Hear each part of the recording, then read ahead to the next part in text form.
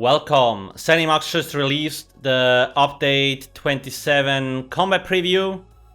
So we are most likely getting the PTS next week already. So let's check out. Before we start though, please make sure to hit that juicy sub button. Would be much appreciated. I want to give some thoughts on this, because I'm not sure how many of you have been here in Elsewhere, but I think we all, or people that have been here, we all remember what happened, right? ESO actually had a very good year. I mean, it also had a good year this year in terms of player base. But what happened last year? Elsewhere launched, everything was nice, and then the PTS came. And there was so much nerfs, it was crazy. And like half the endgame player base just quit. Like, okay, I'm done, bye. So my question is, did they learn? Or will we see the same thing this year again? Why did that happen? Well, why did it happen? Because everything got nerfed. It's like very demotivating, because a lot of people or new players started at the start of the year, like to prepare for the chapter because there's so much hype around it. And then once you get close to endgame, you're farming gear, you're preparing your character. Elsewhere launches, you're happy, you can farm even better gear, and PTS for the next patch comes, and it's just like nerf, nerf, nerf, nerf, nerf, nerf, nerf, nerf. And most players are just like, okay, quit, uninstall, I'm done. I just wonder if the same will happen this year. Because yeah, I don't think it really matters in terms of like revenue source makes, because they make most money from the chapter sales and new players. So nobody really gives a shit about endgame players anyway. That's my theory. But anyway, I hope they can avoid it this time. There's a few things that might get nerfed, in my opinion. But before I talk about that, let's actually jump through this first. And once again, I feel like most of these things, sure, it sucks when things get nerfed, but performance has to get better. And while it got a little bit better this patch, like with Greymore, it's still not as good as it was like 2 or 3 patches ago, especially latency wise, instance wise. FPS, I have a lot better FPS, but just lag, these things and stuff like that is still not better, because they made a lot of changes in what was the last in the last DLC. They really broke something there or changed something. Most likely these line of sight changes. That's my conspiracy theory. But yeah, anyway, let's see. Hi everyone, this is Gina Bruno, community manager. Very nice person. She's just a messenger, guys, okay? She doesn't have to do anything with development. Today, we would like to present what we are focusing on regarding combat changes for update 27. As always, be aware these are just the current proposed adjustments and are subject to change during the upcoming PTS cycle. With the ongoing focus on overall server and performance for combat, big words, we are continuing the audit on item sets. Like, I keep saying, I'm always triggered when I hear the word performance, and like when they're adjusting skill sets because of improving the performance. It's like, let's say your whole house is burning and you're fixing the door. It's like, what's the point? That's how I see it.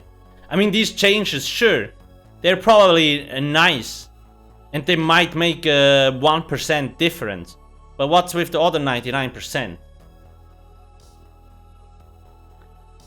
It's like, I don't know, like, what's the big plan? Is there something being worked on? We know from the roadmap that they're working on certain things, but most of it is not related to latency issues like lag, so high ping, skill delays and stuff like that. We are continuing the audit on item sets, sure.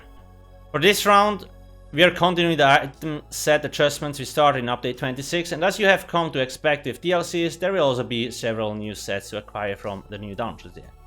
So it's good that they're actually changing sets that are too strong and that are too undervalued, right? Because there's so many sets in the game, and most are just not being used. Like, could we just destroy all of them? Like, what's the point? This is a problem because everything, like, sets don't go obsolete at the end of a patch, so it's kind of hard to balance it anyway. But some sets are definitely very, like, undervalued, and it's good if they buff them. We're also doing some class adjustments from long-standing player requests and outliers. As a reminder, we are currently addressing class abilities on a singular basis and not as a whole package just yet. This means larger class reworks are not in the cards in this update, but other adjustments will be made to help with server, client performance, and a functionality that may be missing in various class kits. So, like, when did we start this standardization phase? A year or 1.5 years ago? And we are still not done yet. So, like, we're gonna wait another 2, 3, 4, 5 years till we are done with the overall class reworks. The main issue here is that, like, the combat dev teams, it's very small, so they don't have enough people working on it, right? So they don't have enough resources, and that's why it takes so long, which is a big problem. Another thing is them having to, like, release patches every 3 months is also putting a strain on the developer team, in my opinion, because, like, they barely can test their things, and the new patch is here, right? So it's like, I wish they would extend these things to 6 months.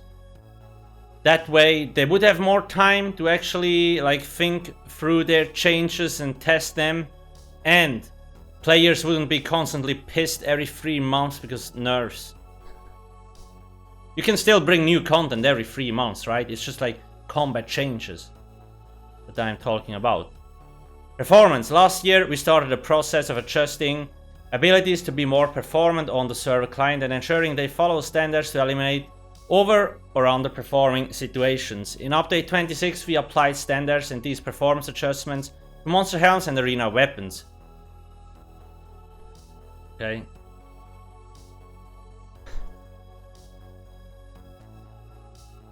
I mean, I don't know what to say. It's like they are making adjustments to increase performance, but it keeps getting worse. So it's like,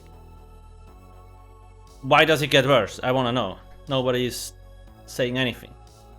In update 27, we are continuing that long process by conforming most of the remaining item sets. I mean, I probably know why it gets worse, because, like, in the last DLC, they probably made changes to line of sight, so the line of sight checks were on the client before. So things was calculated on your PC and they moved it over to the server side. So all of a sudden the server has to do, like, maybe 20-30% more checks, and obviously put a strain on him. That's just a conspiracy theory. That's what I think happened. They are not telling us anything. I have tried to ask them several times. It's usually just silence. So all I can do is guess. As an example of performance adjustments, many proc chances are being... I mean, I'm not just guessing. That's also, like, when I test and do DPS test items, that's like the behavior I see that changed on skills and so on. So it's a likely explanation.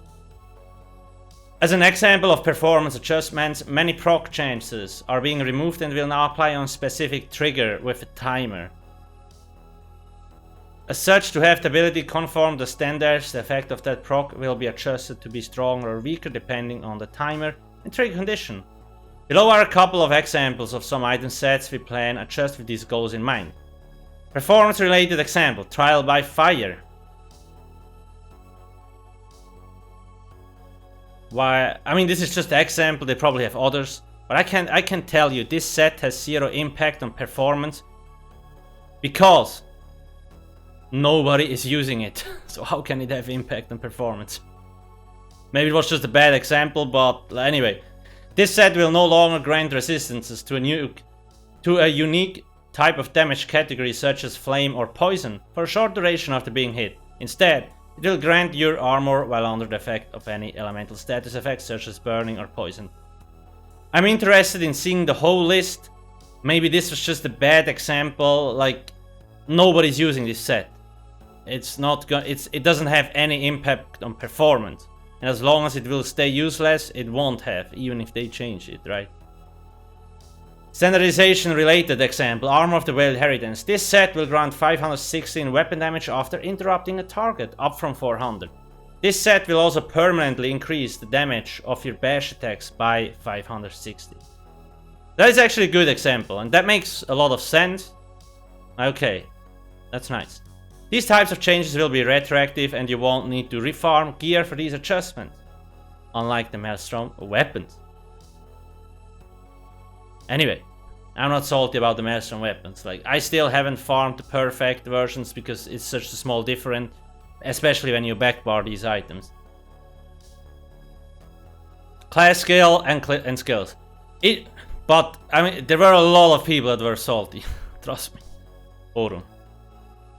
Anyway, class and skills. Each class will be receiving some minor adjustments based on the need for performance adjustments, feedback received, or emergent concerns over the past year. This includes adjustments to active abilities and passives in certain cases. Again, these are not wholesale changes to an entire skill line when it comes to class adjustments, only individual abilities.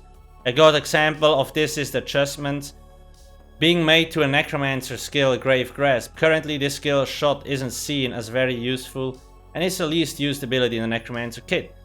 We are adjusting the ability to be more performant with a slight change in functionality, so it will still use free areas, but each area will have an escalating value of crowd control starting from a snare to a stun. Okay.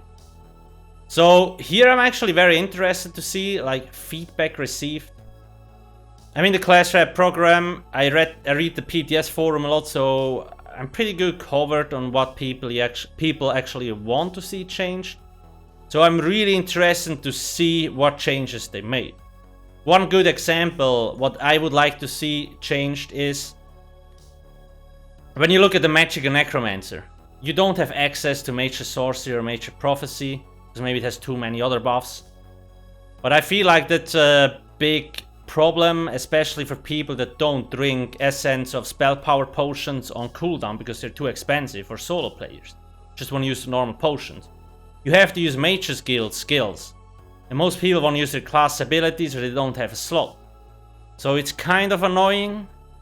So maybe things like that will be addressed. Another thing I would like to see is like for new players. I always recommend, like when new players come into Twitch stream or just in the Discord, I usually recommend Magicka Templar, Magicka Nightblade, or Magicka Sword, because these are the easiest classes to start with. Why? When you look at Magicka Templar, the first ability deals a lot of damage and it heals you for so much. Same with a Nightblade, you have a spammable ability and it also deals damage and it heals you. And the Sork has a pet and stuff like that, right? So you have very early on healing abilities in your class kit. Whereas on stamina setups, most of the times that's not the case. So it's like they can't heal. Like, what the hell? How is that? Like, we're 5 years into the game and that's still not even, like, I don't know. Why?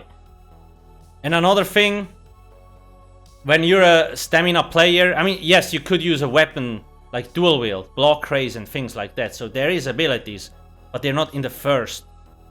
It should just be the first, and they also should just place the first 3 skills in your ability bar. Because there's a lot of people, apparently, that play, like that they're new, that play the whole story. They don't slot the single skill because they don't know it exists. So making the ability bar visible all the time as default and placing the first 3 skills there would go such a long way in teaching the new players that there is abilities you can use, believe it or not. Maybe Zos just has another idea of like how to play the game and that's why they don't do it. I just think it's laziness, but anyway. Additionally, we are moving Vigor to the first slot in the skill line to help players acquire a highly desired ability much sooner. With this change, simply completing the introduction to Cyrodiil quest will award you enough alliance points and rank in the skill lines to unlock Vigor. That is actually cool for stamina players, but the speed buff is on the first slot right now. That means the speed buff will go to the third slot, and that's also gonna suck. I'm not sure. Like, if you're playing a stamina character, that will be a nice change, because you have access to an easy heal. Like, when you're level 10, you go into Cyrodiil, you do the Cyrodiil quest, or you skip it, and you instantly get Vigor. But now you can't get the speed buff anymore, and when you have a new character, your horse is slow, so you kinda want the speed buff. I actually would like if they would put it in the first and second slot. That would be a good compromise, I guess. We will see how this turns out. This is a good change, but the speed buff, it's like, people are gonna complain. Thank you all for reading this preview, and again, the combat team is continuing our focus on performance adjustments, continuing the audit process, and making individual ability adjustments to address long-standing player concerns. We look forward to having everyone playtest these changes and on the PTS. Oh, next week? Okay, nice. And reading your feedback when it launches. Are you sure you're reading? I'm kidding, of course. So, I mentioned at the start of the video that the Nerf hammer is coming down. A few things that I suspect might get nuked or like nerfed, because it's just so broken OP. Fresh Stranglers, Malakoff, Vampire Spammable, Ring of the Wild Hunt, like these things. Most of the mythic items are very strong. Maybe that's how they're supposed to be, but we will see. So why do I say there is also a few others like the Mystic Orb, Hollow Fang is really strong in my opinion, Lochestitz, Relican, Siroria, False God, like I could go on and on. Bloodthirsty, all these things, they're on my snipe list for a long time. Why do I say this? Blood for Blood. I shit you not, I did DPS tests yesterday on the PTS. And Blood for Blood costs health, so you don't actually have to use Magicka, right? And my buff food run out, the Ghastly Eyeball, which gives you 500 to 600 Magicka recovery. I did not even notice it because my sustain was so irrelevant because I used Blood for Blood. That's how broken this ability is. I think it will get nerfed. People told Sauce on the PTS like this ability is a little bit too strong when we compare it to other. Zenimax ignored the feedback and now everybody is using it. It's not really cheese because it's meta, I guess, but it's probably gonna get nerfed and then people will be upset. It's like it could have been prevented. Fresh and Stranglers. A lot of people on the PTS and like just that did testing said it's gonna be OP. It took people one day to figure out how to use it in Maelstrom Arena to make like bosses just disappear. And I didn't think it would be that widely used in trials that fast, but like people just slapped it on and it works, you're not dying. But you have so much extra spell damage, it's crazy. So it's probably also gonna get adjusted. Like there's no way this stands. Like Magicka is so much stronger because of Blood for Blood and Fresh and Stranglers. Like you can just delete your stamina character pretty much. Don't delete it, okay? I was just saying, it's like Magicka is so much superior to stamina because of these things. It's crazy. And also a few other things, like you have way more health, way better sustain and things like that. It's very imbalanced at the moment. So that are these two items. Then we have Malakoff. It's just wrecking stuff in PvP. Both in CP and no CP. It's so strong. Ring of the Wild Hunt is probably like it makes you move so fast the server can't catch your positioning anymore. So it makes you less likely to get hit in PvP. Then we have Bloodthirsty. I have said Bloodthirsty is gonna get nerfed for I think 1.5 years now, and it still hasn't been nerfed. And I will keep saying it every patch because eventually it becomes true, and then I'm right. I'm kidding. Like, Bloodthirst is so strong compared to any other traits. I'm surprised they haven't touched it yet. I thought they would actually nerf it with Greymore, but they didn't. Like I thought the previous, like, 8 patches. But yeah, we will see. Maybe they'll like, get adjusted at some point. Mystic Orb, it deals so much damage. Like, holy cow.